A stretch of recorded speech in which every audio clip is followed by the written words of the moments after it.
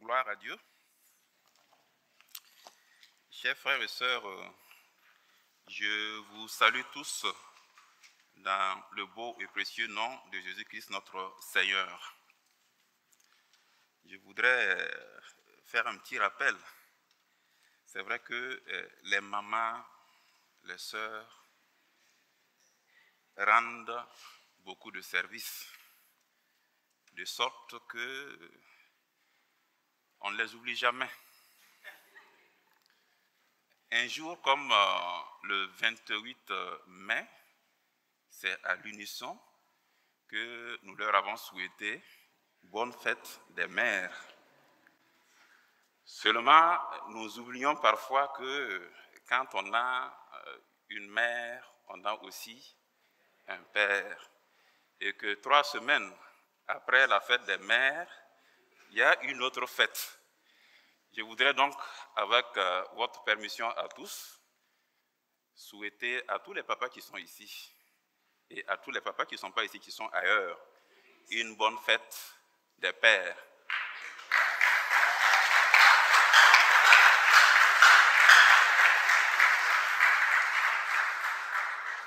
Et à la fin du culte, n'oubliez pas, comme le 28 mai, d'appeler ceux qui ne sont pas à côté pour leur souhaiter la bonne fête. Donc ça tombe bien, je voudrais que nous parlions aussi de service parce que j'ai choisi d'intituler notre méditation de ce matin « Servir ou être serviteur ». Et pour ce faire, je vais vous inviter à lire 2 passages, le premier dans Acte 6, les 6 premiers versets, et le second dans Marc 10, le verset 45. Acte 6, nous lisons.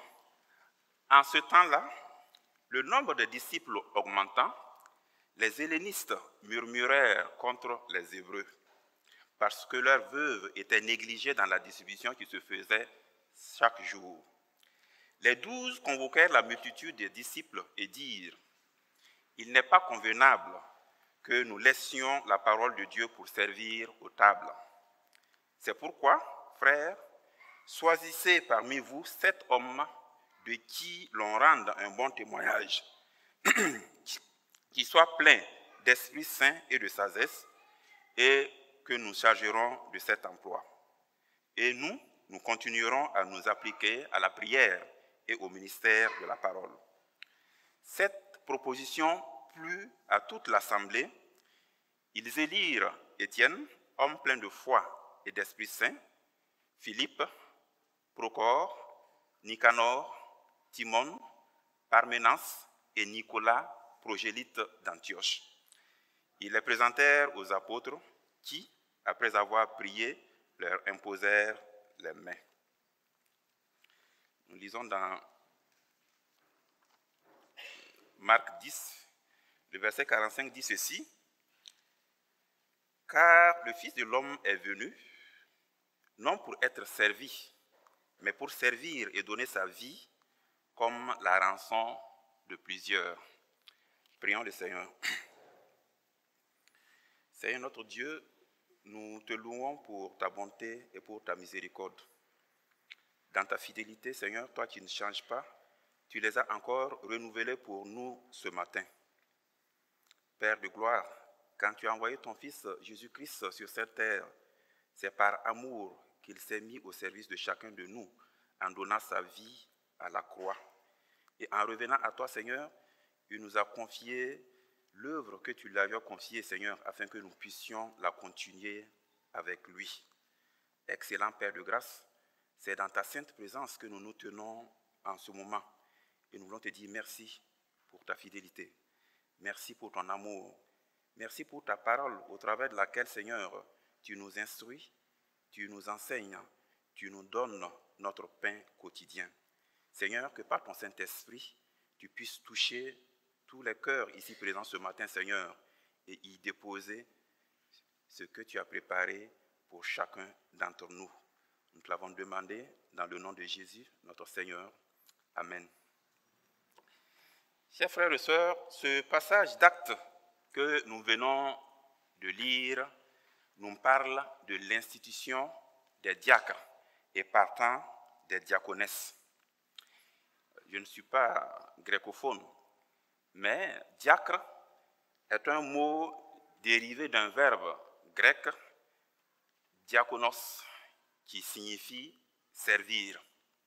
Et ce mot a donné des noms qui peuvent avoir des significations nuancées, telles que diaconia, qui veut dire servir, qui veut dire plutôt service, mais dans le sens d'un ministère, exactement comme la diaconie de notre Église.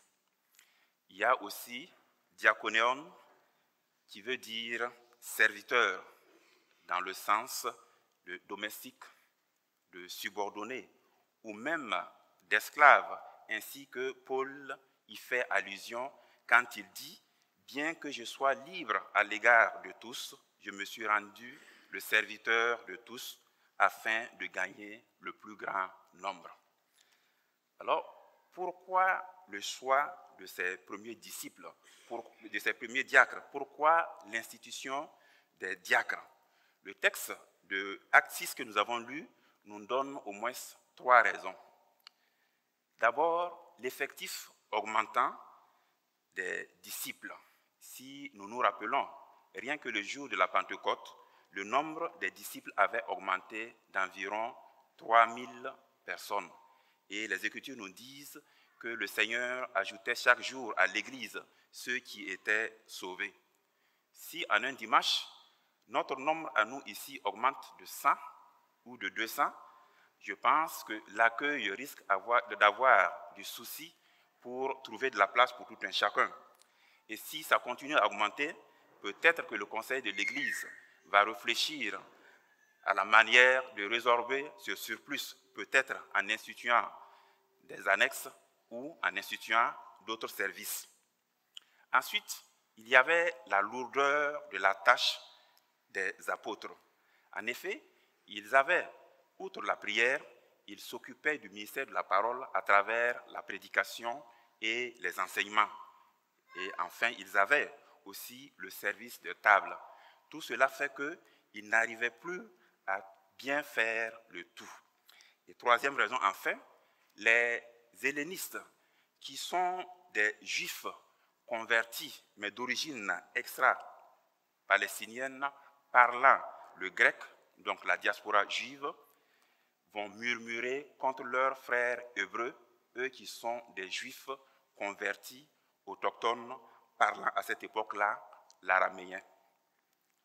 Face à ces problèmes, et j'aimerais que nous nous souvenions que le Saint-Esprit était présent et travaillait puissamment avec la première Église, avec les premiers disciples, à travers les miracles et les prodiges qui confirmaient la parole. Mais la présence du Saint-Esprit n'exclut pas qu'il y ait des problèmes au sein d'une communauté comme nous venons de le lire.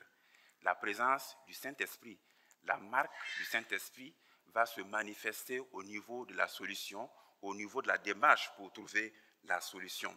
Et nous voyons donc que face à ces problèmes, les apôtres vont chercher une solution dans un esprit de concertation. Dans un esprit de concertation, pas de confrontation. Soulignons que ces problèmes eux-mêmes étaient nés dans un contexte où le sens de servir, où le sens du service n'était pas bien cerné par les différents protagonistes.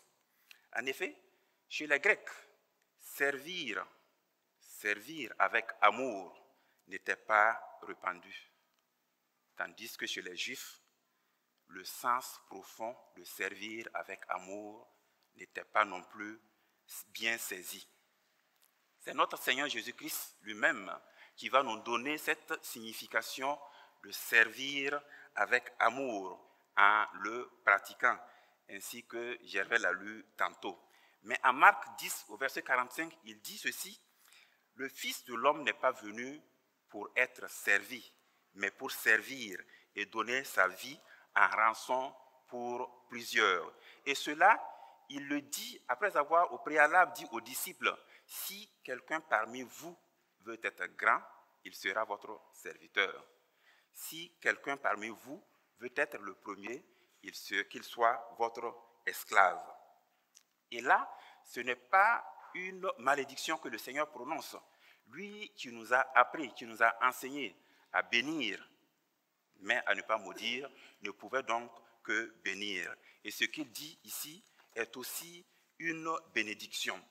Et je suis tenté de demander, même parmi nous aujourd'hui, à l'église de Rabat, avons-nous bien saisi le sens de servir et de servir avec amour?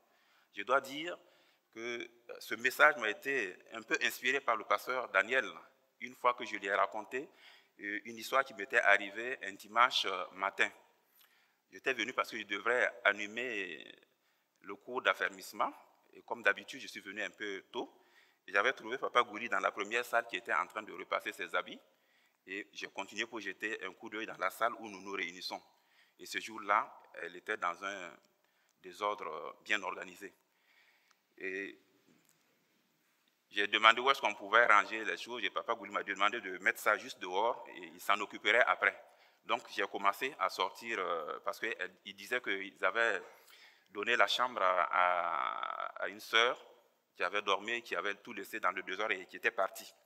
Et j'ai commencé à sortir les effets. Et Papa Gouli a arrêté de repasser ses habits pour venir m'aider parce qu'il y avait beaucoup. Et en ce moment, une sœur est arrivée et elle nous a dit bonjour, et puis elle a croisé ses bras et nous regardait. Moi, j'ai regardé Papa Gouli, nos yeux se sont croisés, et finalement, c'est lui qui, avec diplomatie et sagesse, va dire à la sœur, ma fille plutôt, est-ce que tu peux prendre ceci? Et la sœur a commencé à nous aider, et un autre frère est arrivé, et nous avons fini par arranger la salle et à y déposer les chaises qu'il fallait.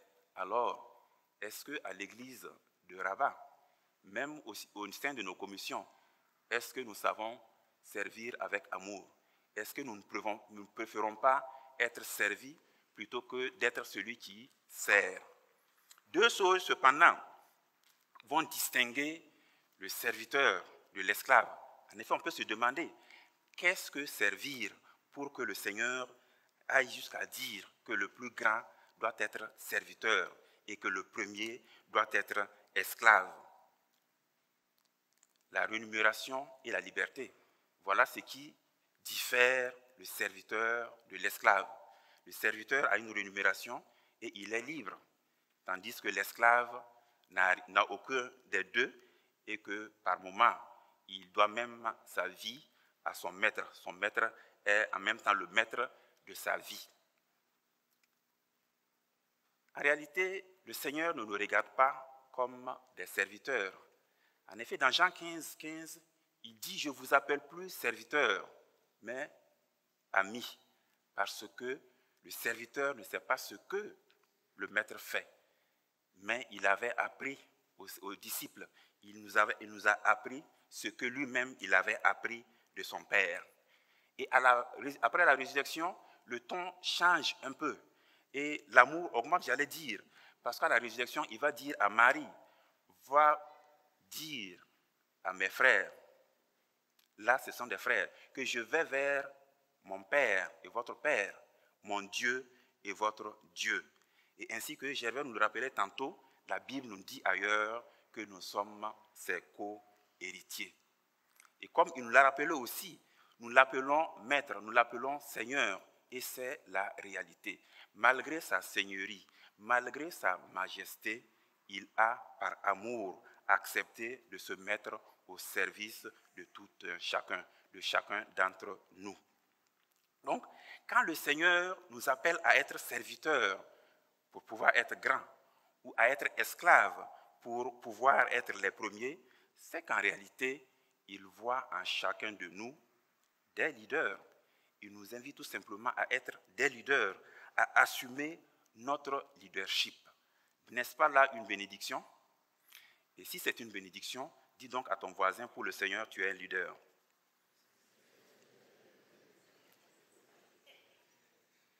Le leadership, chers frères et sœurs, consiste à prendre les gens dans un endroit donné, dans un état donné, et à les conduire ailleurs. Et ce ailleurs est un meilleur ailleurs, un meilleur endroit, un meilleur état. Et en cela, le leader devient comme un berger. Il est un ministre. Il est un serviteur. Et à l'occasion, il se fait un esclave de sa vision, un esclave de sa mission. Il cherche surtout à ressembler à Christ.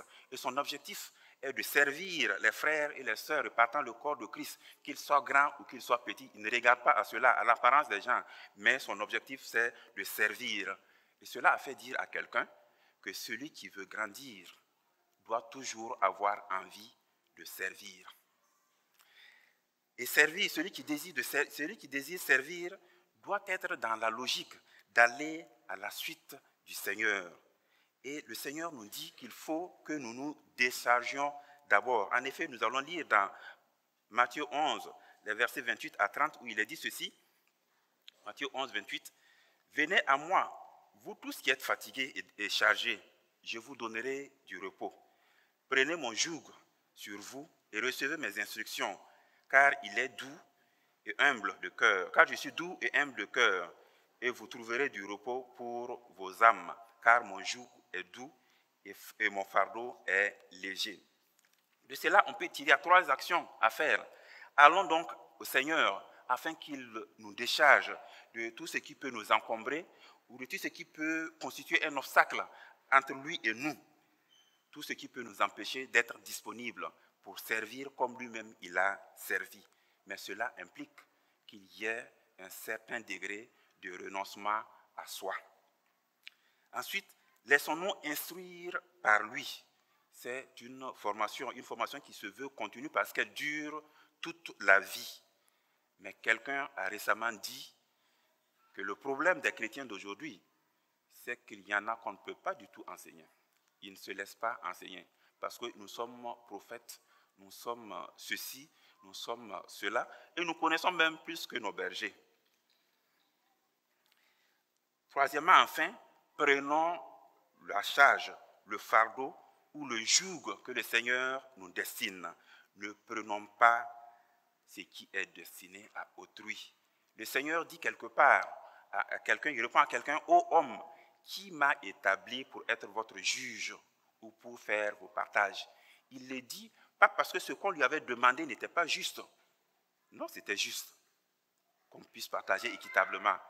Il le dit pas parce qu'il ne peut pas le faire. Non, nous chantons souvent qu'il peut tout et que rien ne lui est impossible. Donc, il pouvait le faire.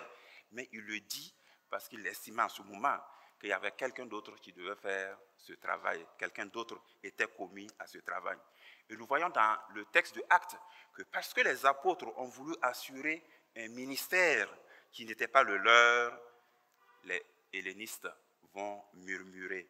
Ils vont contester ou même critiquer le résultat qui est produit de ce travail. Mais remarquons aussi que les apôtres n'avaient pas considéré le service de table comme un travail ingrat. Non, ils le faisaient et ils le faisaient de bon cœur. Seulement, ils n'étaient pas le meilleur pour cela. Et le pasteur King nous dit, si c'est la volonté de Dieu, soyons les meilleurs, quoique nous soyons. Et quand le Seigneur nous dit, prenez mon joug, il est léger, chers frères et sœurs, ce joug ne demeure léger que dans la mesure où nous portons notre joug. Quand nous cherchons à accomplir, que nous accomplissons notre ministère sans vouloir en assurer d'autres, car à vouloir faire autre chose que ce qui nous incombe, nous pouvons créer des dégâts. Et pour le Seigneur, quel que soit le service que nous faisons, si nous servons avec amour, nous nous mettons dans la condition d'être grands ou d'être premier. Et nous avons tantôt dit que servir ainsi avec amour, c'est être leader. Et à ce titre, servir peut être considéré comme un sigle. Le mot servir comme un sigle. Un sigle, c'est un mot dont chaque lettre peut avoir une signification. Et là, ce sigle, sigle décrit donc les qualités que devrait avoir le leader chrétien. Nous allons donc les décortiquer. Servir d'abord le S. Le S comme signaler l'avenir ou visualiser l'avenir. Cela consiste à recevoir une vision. Et quand on reçoit une vision, quand elle n'est pas une vision à nous seulement, nous devons la partager, la communiquer. Ainsi, je reviens encore au pasteur King, qui avait eu cette vision d'un monde où toutes les races seraient égales. Il est mort sans que cela ne soit réalisé. Et des décennies après sa mort, nous sommes toujours dans l'attente de cette ère. Et si nous prenons l'exemple de Joseph, nous voyons que lui aussi avait eu une vision où il devait être grand. Et Joseph a partagé la vision. Nous savons les péripéties par lesquelles il est passé avant que cela ne s'accomplisse. Mais nous pouvons dire que Joseph a non seulement été premier, parce qu'il a dévancé tous ses frères, tous les enfants de son père en Égypte, mais il a été grand en étant premier ministre d'Égypte. Mais il a été premier et grand en servant Pharaon, en servant l'Égypte et en servant la famille de son père. Et le Seigneur, qu'est-ce qu'il nous communique comme vision? C'est qu'il nous voit, chacun de nous, avec lui au ciel. Parce qu'il dit, je vais vous préparer une place. Et quand je vais le préparer, je vais revenir vous chercher, afin que là où je suis, vous y soyez aussi. Après la vision, c'est l'engagement. Donc le E comme engagé. Mais pas seulement notre propre engagement. Il faut aussi, le leader doit arriver à engager les personnes et surtout à les faire grandir. Parce que pour le Seigneur, celui qui veut être disciple et venir à sa suite doit d'abord renoncer à lui-même, ensuite se charger de sa croix, c'est-à-dire accepter le fardeau ou le joug que le Seigneur lui donne. Et Paul trouve que tout disciple doit continuer à mûrir. En effet, il dit aux uns, en 1 Corinthiens 3, 2, « Je vous ai donné du lait et non pas de la nourriture solide, parce que vous ne pouvez pas la supporter. » Et aux autres, en Hébreux 15, 12, il leur reproche le fait qu'ils soient encore lents à comprendre, de sorte qu'ils sont toujours au lait, alors qu'ils devraient être des maîtres. Ils devraient pouvoir digérer la nourriture solide. Et le Seigneur lui-même va dire aux apôtres à un certain moment qu'il avait certaines choses à leur dire, mais il ne pouvait pas leur donner en ce moment-là parce qu'il ne pouvait pas les supporter. D'où le Saint-Esprit qu'il a envoyé après, afin qu'il puisse continuer à nous instruire et à nous révéler ce qui était de lui. Et si nous voyons, que ce soit dans l'exemple du Seigneur ou dans celui de Paul, nous voyons que l'un et l'autre avaient juste un seul souci, voir ceux qui sont avec eux, voir leurs collaborateurs grandir. L'un comme l'autre connaissait la capacité de chacun. Donc l'engagement n'était pas simplement suffisant. Il connaissait les capacités, il connaissait les limites de tout un chacun et il s'efforçait à faire en sorte que chacun puisse progresser. Il ne cherchait pas à manipuler leurs collaborateurs. Le leader n'a pas peur que ses collaborateurs grandissent et qu'ils deviennent même plus grands que lui, car il a tout simplement en vision, il veut que l'œuvre pour laquelle il s'est engagé réussisse. Et cette œuvre peut réussir après lui, cette œuvre peut réussir après sa mort. Donc il ne cherche pas son propre intérêt. Ainsi, Jésus dira en Jean 14, 12, « Celui qui croit en moi, il fera aussi les œuvres que je fais. » Non seulement il fera les œuvres que je fais, mais il en fera de plus grandes. Le Seigneur n'a pas peur que l'Esprit par nous fasse des œuvres plus grandes, plus grandioses que ce que lui-même il a fait. Le leader tient sa grandeur de la grandeur de ses collaborateurs. Ensuite, nous avons le premier R de servir comme renouveler, ou plutôt se renouveler. Ésaïe 40, au verset 31, nous dit qu'il faut se confier à l'Éternel pour qu'il nous renouvelle continuellement. Et donc, il faut entretenir cette relation personnelle, intime avec Dieu à travers la méditation de la parole, à travers la prière et la communion fraternelle. Et si nous voyons la vie de notre Seigneur, nous voyons qu'il était lui-même la parole. Donc, c'est les deux autres aspects qu'il cultivait. Dans plusieurs endroits, on nous dit qu'il a passé toute la nuit à prier. Et il cultivait la communion avec le reste, avec le peuple qu'il enseignait. Et il était toujours à l'écoute du peuple. Et il nous dit que lui-même, il a été enseigné. Donc, il nous invite aussi à demeurer, à être toujours enseignables. Nous avons donc toujours besoin de méditer la parole de Dieu, parce que c'est dans cette même parole que se trouve à la fois le lait et la nourriture mature, la nourriture solide, en fonction du fait que l'Esprit donne une révélation à tout un chacun.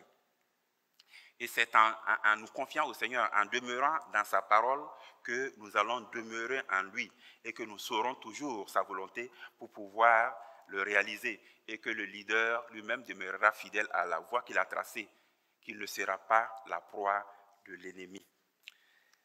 Ensuite, on a le V comme valoriser. Et valoriser les dons, les talents. Chacun de nous en a reçu de Dieu selon ses capacités. Parfois, je peux avoir reçu un don sans en être conscient. Il nous appartient à nous, en tant que communauté, de nous aider les uns les autres à mettre en valeur nos dons, à mettre en valeur les dons d'autrui. Si nous nous référons à l'histoire des talents, nous voyons que ceux qui ont accepté valoriser les talents que leur maître leur avait donnés, ils étaient devenus gouverneurs. Mais celui qui l'avait caché, comme certains, nous pouvons le cacher sans savoir que nous l'avons. Mais celui qui l'a caché, il est resté tel qu'il était. Et peut-être même qu'il était dans une situation pire. Quand nous travaillons, chers frères et sœurs, nous ne devons pas faire en sorte d'être indispensables. Il y a même dans nos services, dans le travail séculier, comme on dit, des gens qui travaillent, mais qui écartent tout ce qui peut leur faire de l'ombre. Ils deviennent le centre de tout. Il n'y a que eux qui connaissent tout et qui peuvent tout. Et c'est peut-être bien, tant que le service marche. Mais il y a le revers de la médaille. Il arrive qu'on veuille, justement parce qu'ils sont très bien dans leur poste, ils sont très compétents, qu'on veuille leur accorder une promotion. Quand on n'a pas marché la nuit, j'espère que chacun sait ce que c'est que marcher la nuit. Il y a des gens qui cherchent les postes, donc ils prennent le contact. Ce n'est pas qu'on reconnaît leur valeur, mais c'est eux qui vendent entre griffes leur valeur. Donc quand on n'a pas marché la nuit et qu'on veut vous promouvoir, généralement on vous appelle et on vous consulte.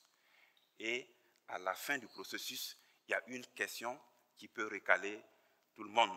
Je vois Wilder qui me regarde. C'est que généralement, la dernière question, c'est qu'on va vous demander, puisque vous, on va vous enlever de là où vous êtes pour vous amener ailleurs. Qui est-ce que vous proposez pour là où vous étiez? Et généralement, chers frères et sœurs, faisons attention, parce qu'il est arrivé même à des frères chrétiens d'échouer à cette étape-là, parce qu'ils ont travaillé à être seuls. Et quand on leur pose cette question, il n'y a personne qu'ils puissent proposer. Alors, comme ils sont tellement indispensables pour ce poste-là, on les garde là, et c'est la promotion qui est perdue. Et si nous prenons l'exemple de David, nous voyons que David a été oint pour être roi d'Israël, mais il avait des talents de musicien. Il n'a pas été roi immédiatement. Il a même utilisé ce talent de musicien pour le mettre au service de Saül avant de pouvoir être roi.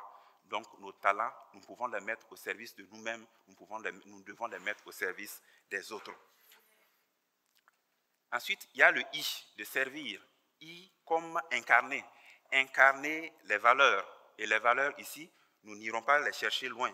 Ça va être porter les fruits de l'esprit. Je ne vais pas faire comme LG, qu'il y a quelques semaines, nous avons demandé de les citer. Moi, je vais les citer puisque c'est écrit en Galates 5, 22. C'est l'amour, c'est la joie, c'est la patience, c'est la bonté, c'est la bénignité, c'est la fidélité, c'est la douceur et la tempérance, ainsi que ce qui peut leur ressembler. Mais ce que je vais demander aujourd'hui, c'est que celui ou celle qui, dans cette salle, porte constamment, tous les jours et à chaque moment, à chaque instant, l'ensemble de ces fruits, qui lève le doigt. Je n'ai pas levé le mien et je vois qu'il n'y a pas de doigt non plus levé dans la salle. Par contre, là aussi, les œuvres de la chair sont citées également dans la Bible.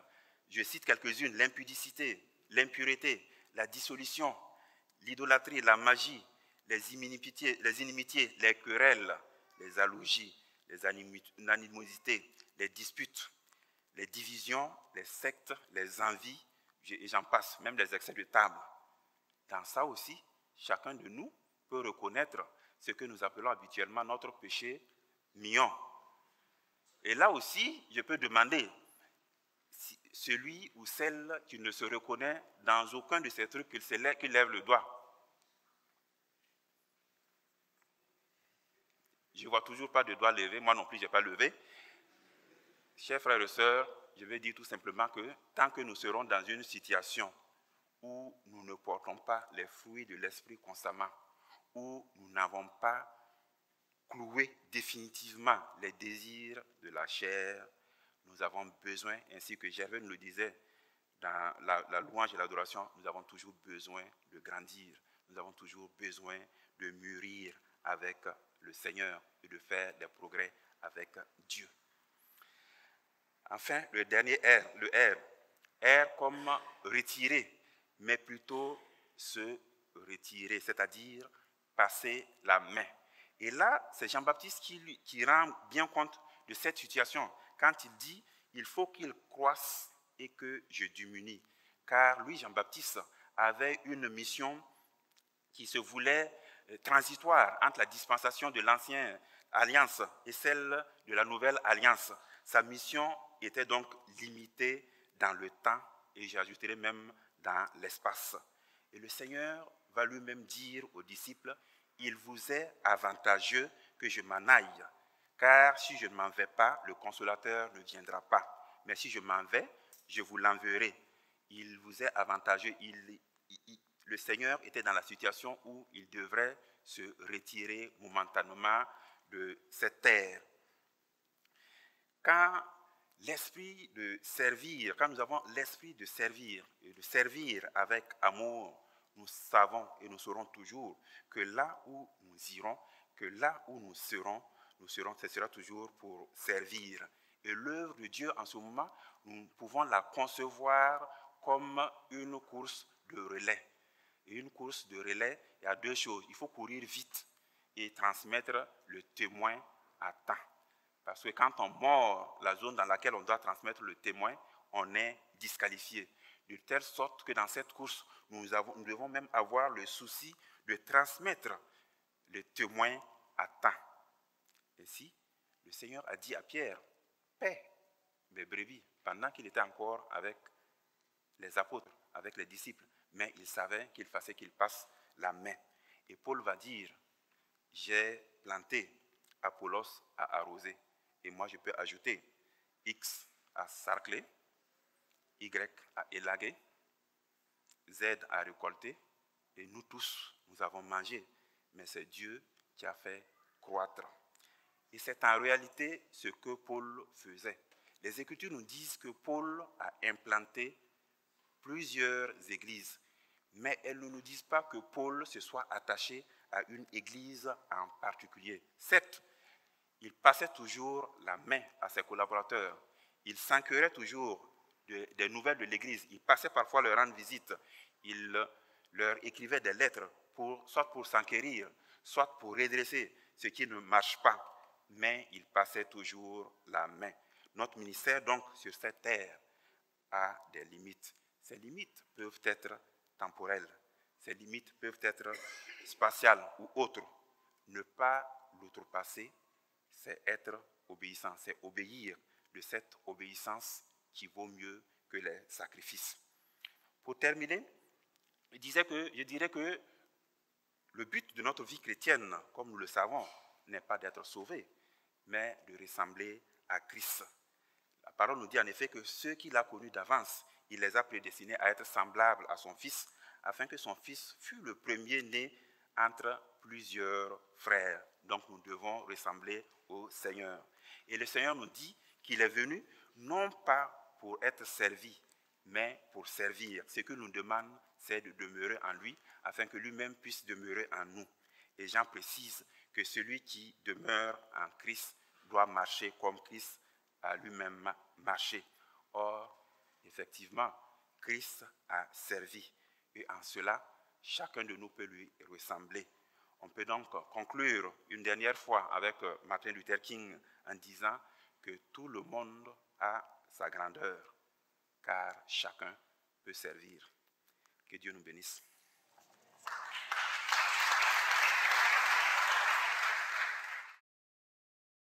Calvin, let's go.